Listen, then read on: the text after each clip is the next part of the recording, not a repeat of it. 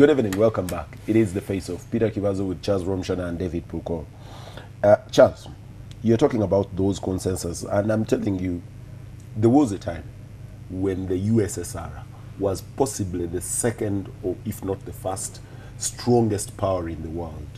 The people that collapsed the USSR were actually the government of the USSR. Gorbachev and his team came and tore down the USSR and collapsed it. The Communist Party of the USSR was unshakable. It was unbeatable. You know, it reminds me of those words in the Titanic when the owner of the Titanic is told it is sinking. And he says, but it is unsinkable. So the USSR was unsinkable. It doesn't exist. They are struggling to keep a bit of the other bits of it that fell off yesterday. Including the Berlin Wall. Yes. Are we there now? Are we at that point as a country, or are we only alarmists? Yes, so I was saying that when you have ring-fenced the two, the chairman and the vice chairman, i.e. the chairman, President Yoweri Museveni and Chigongo, now the attempt was to ring-fence the Secretary General. And that's why Professor Was there such an attempt? Yes, that's why Professor Gilbert Kenya went to reserve. And he was saying the mafia Bamazeo, and the president was saying by there also don't see any case. But I'm investigating someone who's misusing our offices. And you know what was in the IGG. Then you had Kaindo Tafire, who also stood for Secretary General, losing the primaries and carrying boxes live. Up to now, they don't know the results of the primaries in Bushenyi. And he said, if you are not appointing me minister, I will cause trouble. You remember? But the president made a statement in Bushenyi that I killed my animal. This animal, you say I killed it. I hunted and killed it. Don't tell me how I don't want it. Yeah. You can pray role in skinning it, but you don't dictate on how we shall share the meat. and Kaindo Tafire understood it. Then Kaindo Tafire, who was the king of Bushenyi, Bushenyi was chopped into small pieces. More than that, there is districts called the ribs, very many other things. Now, so it's finished. So are we at the time when you are going to usurp these institutions? Yes, because the institutions are dead. We are supposed even to find political parties. We can't find them. The only viable political party is CP. Because it can hold the delegates conference on 3 bottles of soda and it's done. Yes, they don't need a lot. PPP, people should start the PPP. What? A flask of tea is enough for them to well, David and his party, the PPP. Start the PPP. Another me, I don't know. Me, you know CP. I hear you. I'm talking about parties. I'm not talking about these mushrooms that are coming up. There is also my case thing here. I said, to hell with this thing, I can't handle. He has given it to Professor Kenya. Professor Kenya, you can. I know the contradictions now in the gym. Okay. They have roast someone and they are fundraising for fuel to go and buy. It's not easy, my dear. Okay.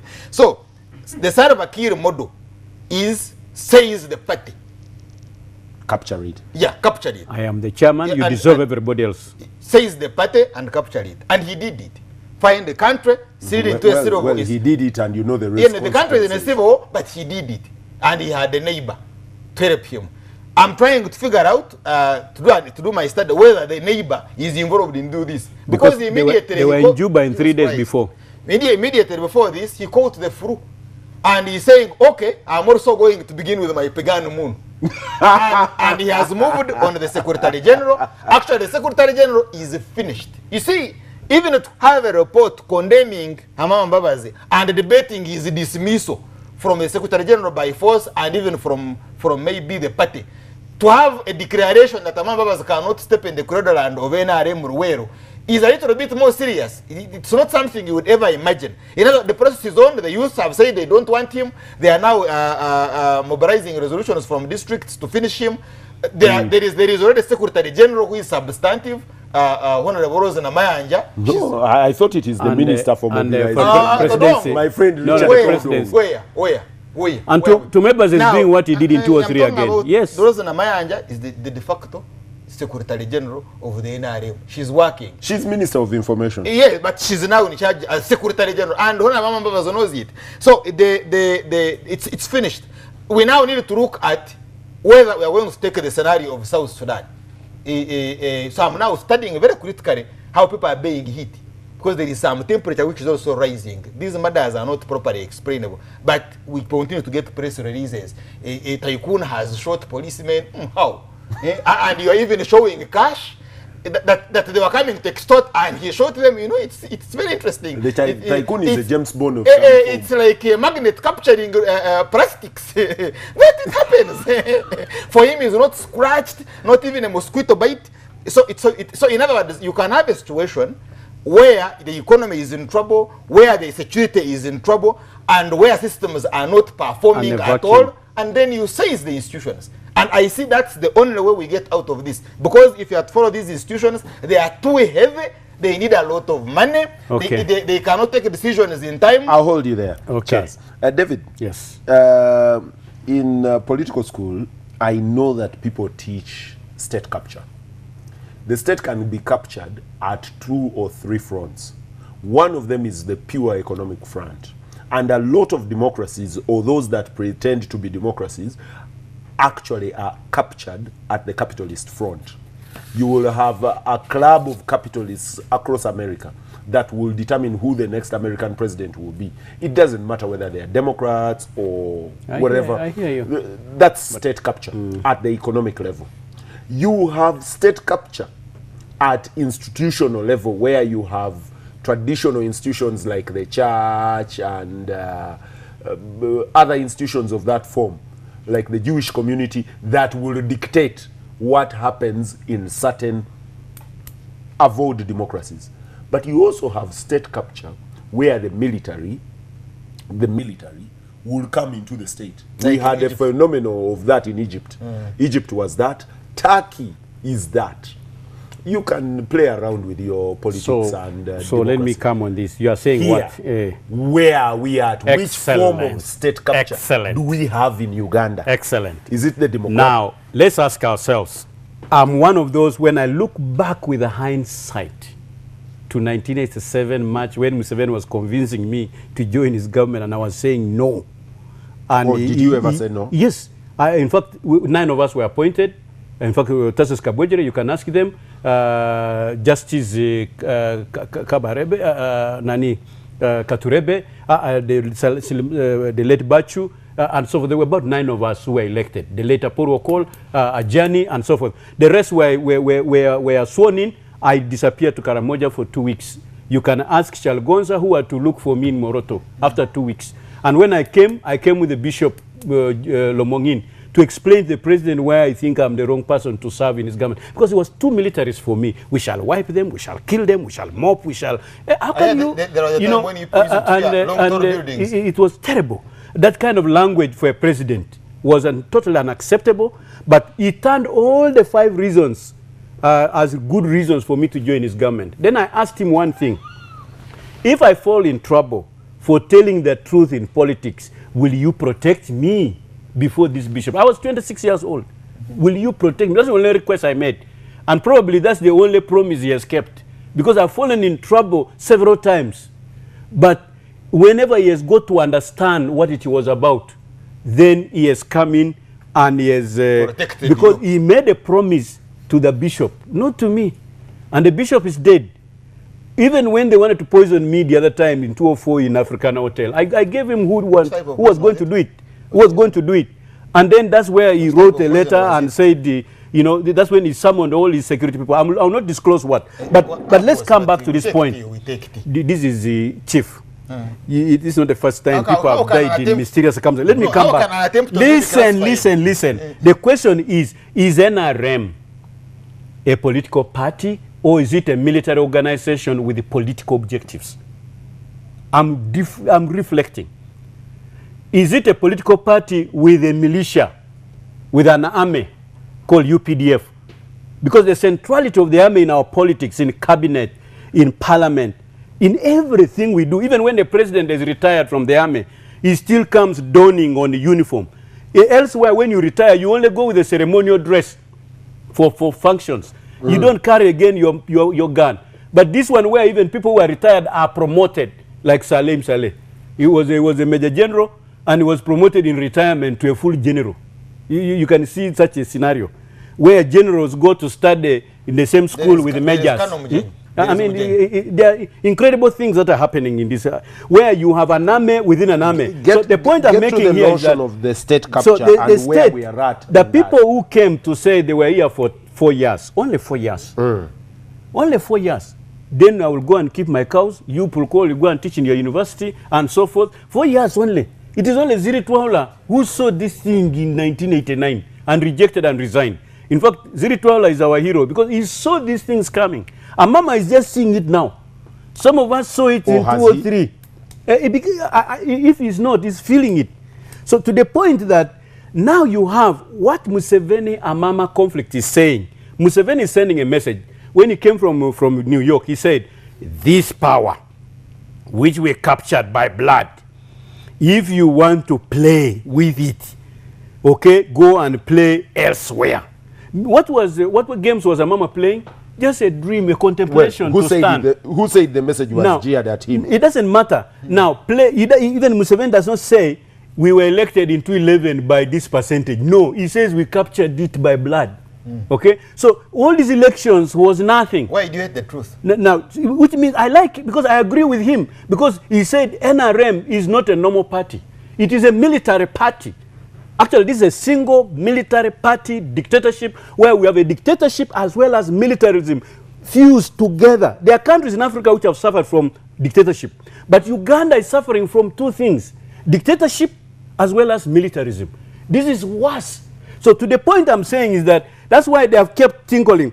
It is a liberation movement called NRM. Then Mayomba Amendment, Gulu, in the constitution, a movement system.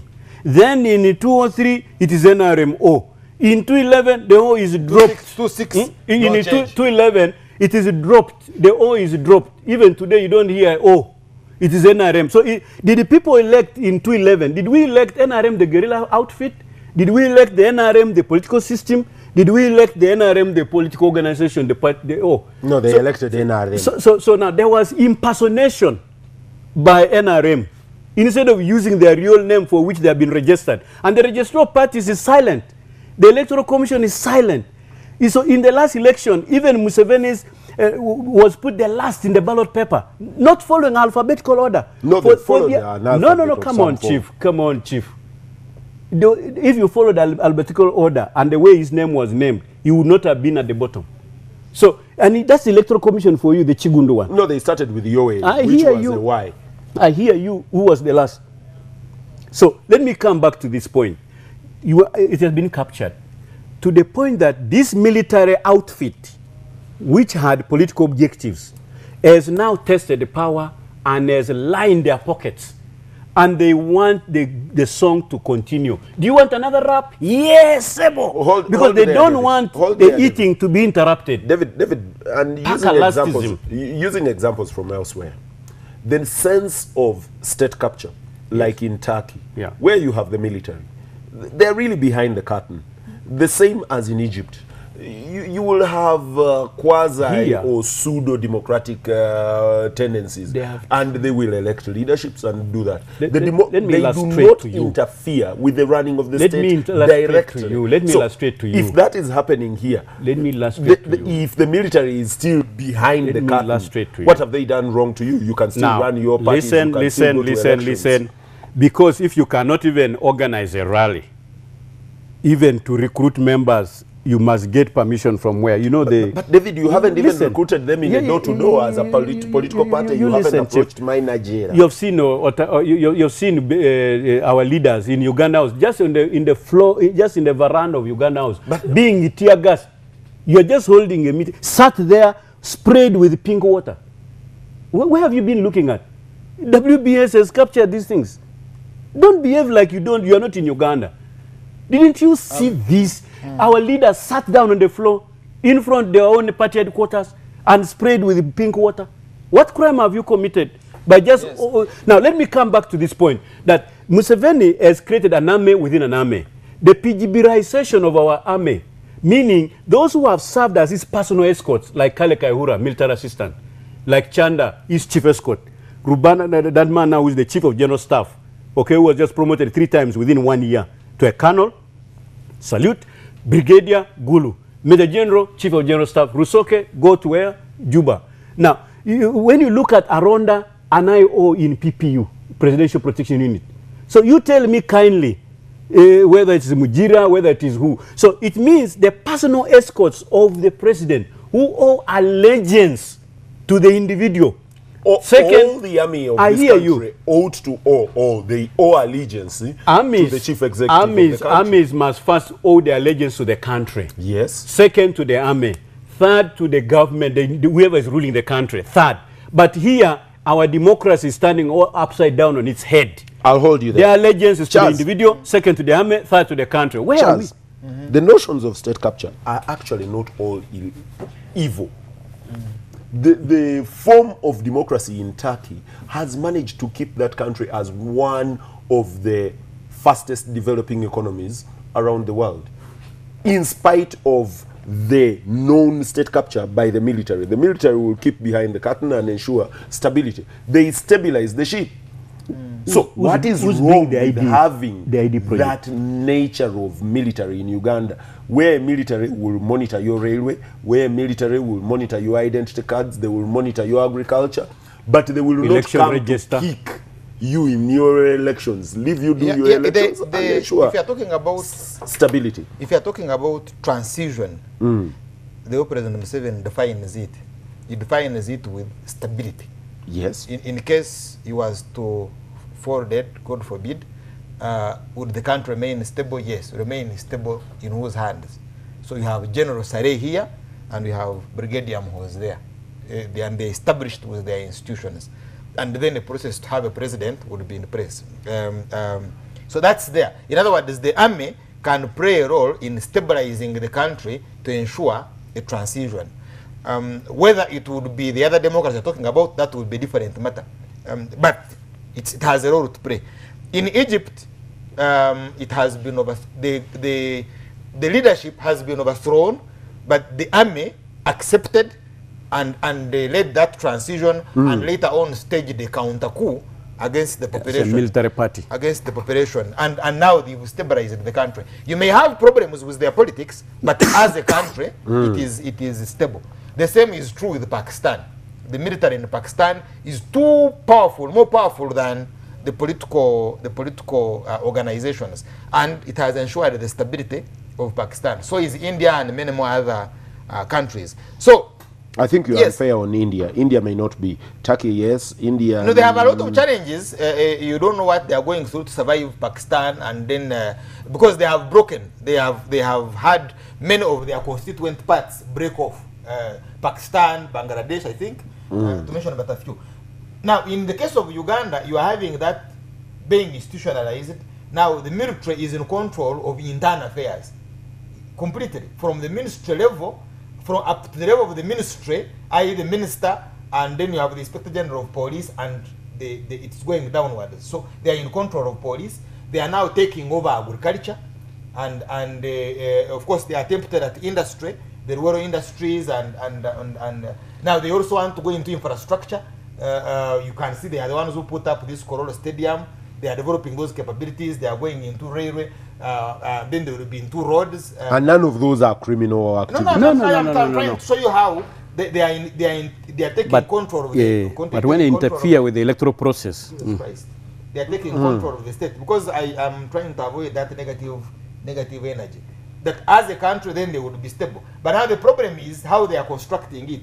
They are no longer constructing it based on the rural consensus, where you would have an agreement in the High Command and the Army Council, and you bring back decentralization, you bypass federal, or you restore political cultural leaders, cultural institutions that were popular. There are some decisions that they took that were very popular. That consensus is no longer there. What you have is a consensus based on families.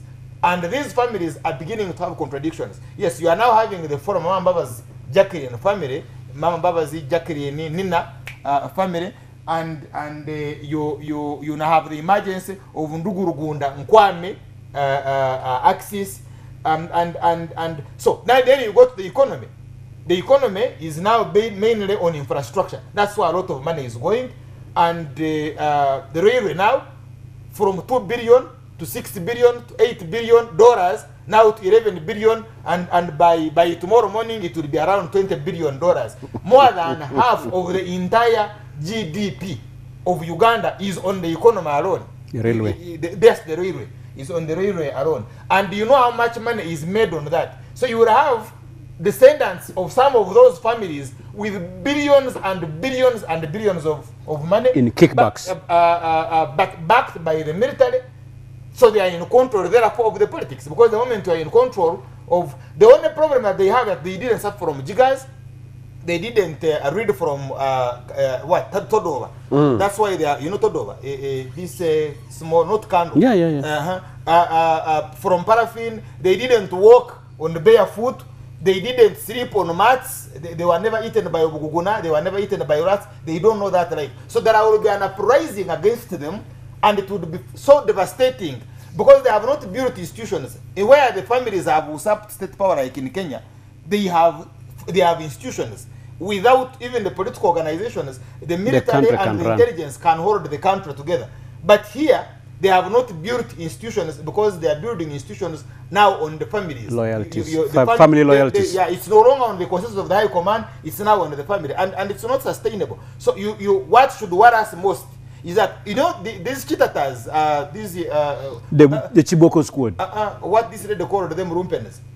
Like when Nenambori, this fellow was able to mobilize 4,000 people ready on the dot for tickets to Nambori. When they are going to receive, I don't know about that. Yes. You now call one guy here in town and he will bring you 4,000 borders. That's the size of a brigade. And these were former soldiers. They are already in command. They have command, they have intelligence, they have structures, and they get fuel. Borders. Moses boys. And they are around the head of state. Just, you know, finally, therefore, the country is in trouble. Because Now, therefore, the biggest electoral reform is Museveni outside the ballot paper.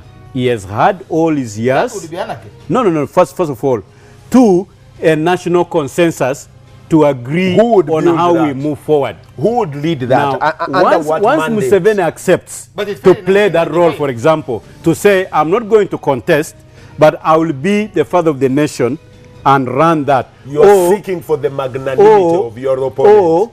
No. Because even if this is not ready. Even the religious leaders. Who? So what are we going? The country is going to have a free fall. So we are going to have a free fall. Who? The Ugandans, they're eminent. Both of you are, listen. Charles, you're preaching Armageddon. Listen. They are eminent Ugandans. They are Ugandans who can be trusted. No, please, forget about that. Please. Okay. At least you can within the context. Within the context. No. Listen. The biggest electoral reform, because even this parliament is you have had Olanya, who removed term limits, and Olanya has a broken rib. I'll let you go. Viewers, been a pleasure being here. Been a pleasure being here this Friday. But he has done. Been a pleasure being here this Friday. Thank you, Charles. Thank you, David. And catch you on Tuesday during Issues at Hand, same time. And until we meet, good night. Hallelujah.